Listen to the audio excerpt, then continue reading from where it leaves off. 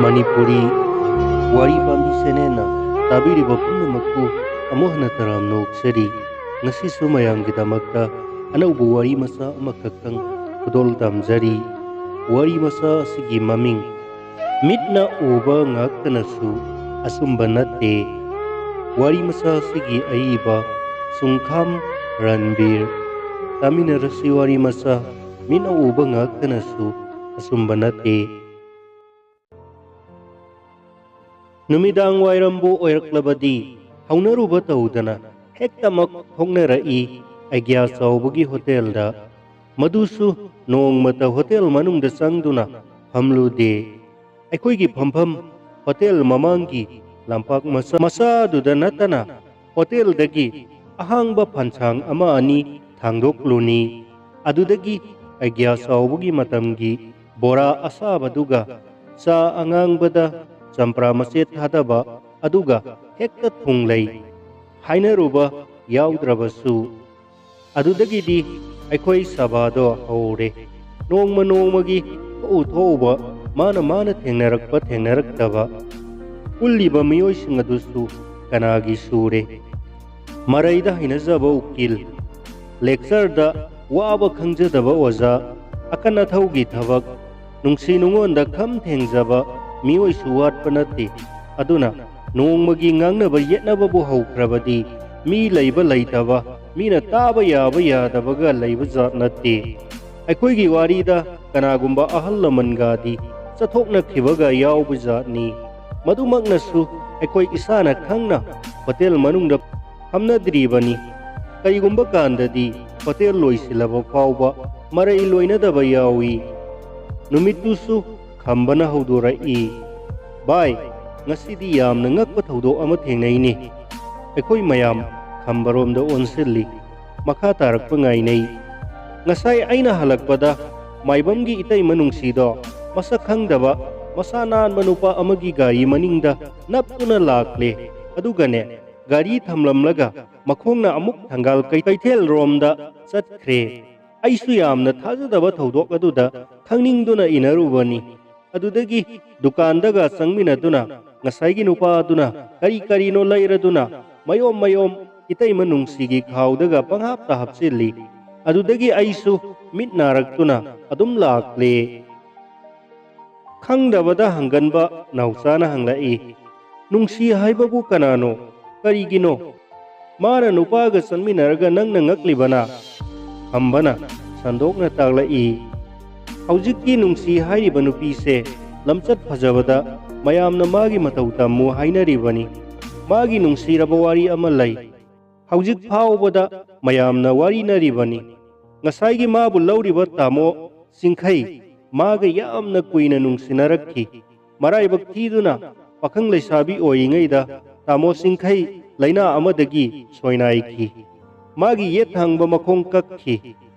Mapa mamana yadrabasu nongma ahing ama itai manungsi makhongna thongna chelaktuna lairaba kana leijadraba tamo singkhaigi seba taurakhi. Ngasi phaubada makhoi ani yamna sanana leiri. Itai manungsi sarkargi thabak tawi tamo singkhai angang masagum mayumda lei. Karigumbadasu itai manungsi lamchatta akaiba amata thengnarakkhidri adubu tasengna ngasigi thaudok adudi thajadana ngai. Aduda karigi ngakningai leibage haujiki matam asidabu nupibu thajaba yaribro. Thainagi Sabitri gumbadi haujikti mang oina thoklani.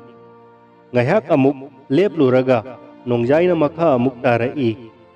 Nupi haiba jatse kayamuk sathibage haibado wari ama lige. Aikoi mayam wari tagadabagi ngainai. Nongjai warida phagida pakchaba mitani.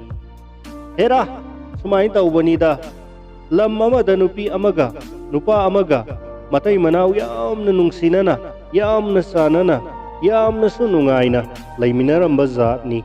Makhoi ani awatpa amatta lairamde matai manau ani edo yamna nungaina lairibadugi mathakta amakasu hena nungaiba hapatkhare haibadi makhoi anigi phazaraba noi pelaba masanupa ama phangjare. Makhoi ani nungaibagi hainingai leitre Angang adusu ngaurok ngauradana masak matau ka fazaradana bup bup lauradana yengbaga nungaikraba zatni. Lam aduda laiba mau leisabi masasingna nungthil numidang wai angang yengba sangu lai. Amana amuk pam, amana amuk sup, amana amuk poraga satkini. Somdana mama mapana angang mangkre haiduna ocean hekchenai. Angang dusu angakpani amukta kapte. Mabukku thalabadi haiba makhai yai.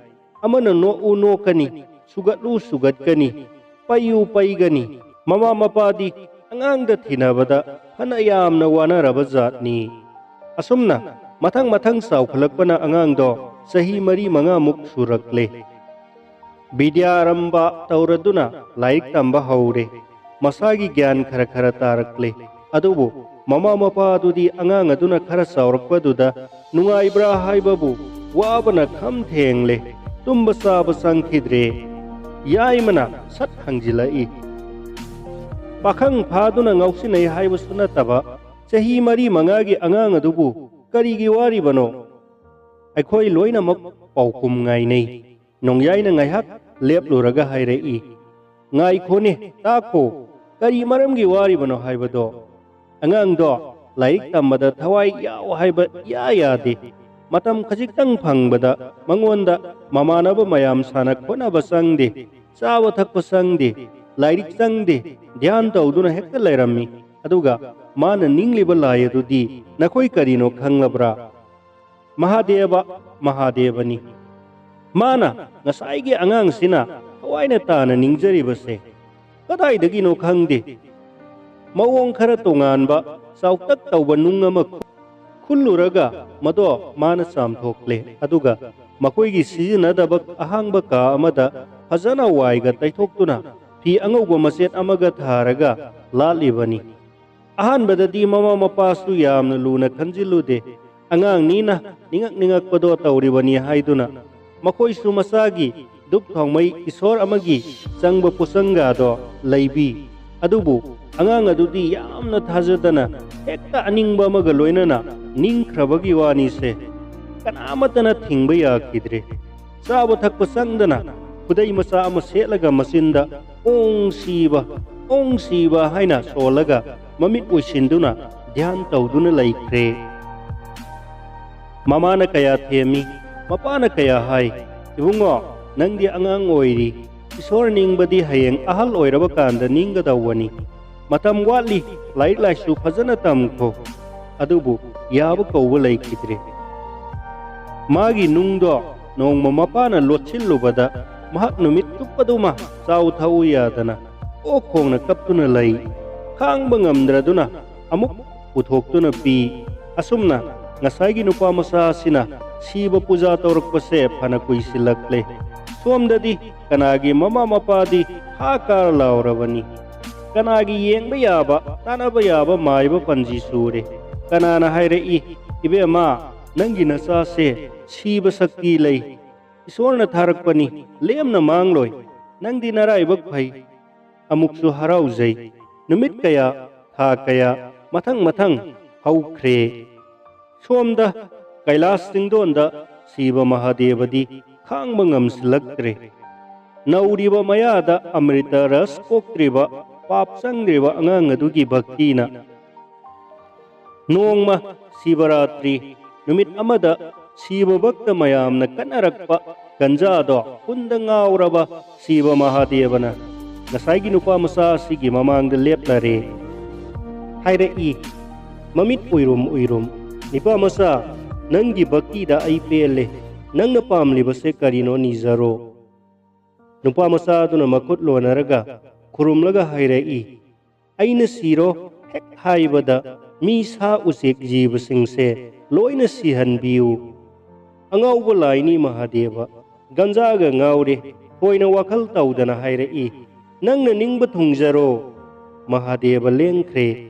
Numit adudagi nupa masadugi puja dosu loisenkre bor phangle kanadasu haidokte. Nongma mamanaba mayamga loinana ngasaigi nupa masado kangdrum sanarami. Lam henjilakpadagi mamanaba amaga makoi ani punare खरा सही हनबा ममानबा अदुना नमदुना फूरे चैना फंगबदा साउरबा नुपा मचा अदुना ममानबा अदुदा हायरई नंग sero ईश्वरगी बोरबु Lemna मांगबा याबरा ममानबदो खुदक अदुदा फरा फरा ओंदुना सीरे माग खनबा मीदी हेक्ता सी हाइदुना अतै लैरंबा अंगांग पुमनमक ngakpa amadi kibaga loinana senakre sikraba angang adugi mama mapana nangi nasana aigi isa hale haiduna mapada wakalare asauba wathok ama oire laikai tille saurma mapaduna masanupadubu mayam mamangda ikai nungsiyanana warakpa oina sai ama paiduna putharakle angang aduna lale haijaba tabi khidre kana amatana khambadasu yadre खांग ngamlakraduna masanupāduna masindagi sat haidokhi baba nang siro adubu mapa adudi sidre masanupāduna ngakna mapada yengi hudak aduda illiba miya madugi marakta yauriba masamu faraba wang sauraba masak matau phajaba laba kauba pakhang sari ama phara phara onduna sire mayam pumnamak ngakna yengnai नोंजाई वारी लोइसिनख्रे ngaihakti ekhoi mayam tumin lei thangnaba mikupta bab tanarapga loinana mayam pumnamak amukta da hauna nokhala I ekhoi mayam hauna no uraga hantharakpada yai mana madu hektamak pangchum chumbadi oihaningde nungsi nungonda ngaujaba yai mani makha chathara I haujiki matamda mi amana amabu thajanabadi lairaduna isana isa phawbo thajaba ngamnaraktre hainaribaduni khutgetna lonba so oina amuk singi madumangna yamba wafamsing ase bapna sabadagi thorakpani hainingi aduna aidi ataba natraga auba khudingmak hekta asumbani khanbadi yaningde mayam wa makhata naraktringaida habalna wa samjilai fare adudi haujiki matamsu thengjilakabanina loisinanaba tawrasi nongjaina haidi sigumba nupigi zat asisu ngasi aikhoigi samas asida leitaba nate aduga yaimana hairiba asisu summi aduga ngasai khambana hana haudorakkeba itai manungsiga scooter da chatmina khiba nupa adudi itai manungsigi nahan makhai mapanda mahai tamluba maupa nupa doctor imosani adunani khambana imosabu masak khangdriba aigasu thengnarami khamba amadi aikhoi mayam amuktada haidok lui minna uba ngaktanasu asumbadi natedana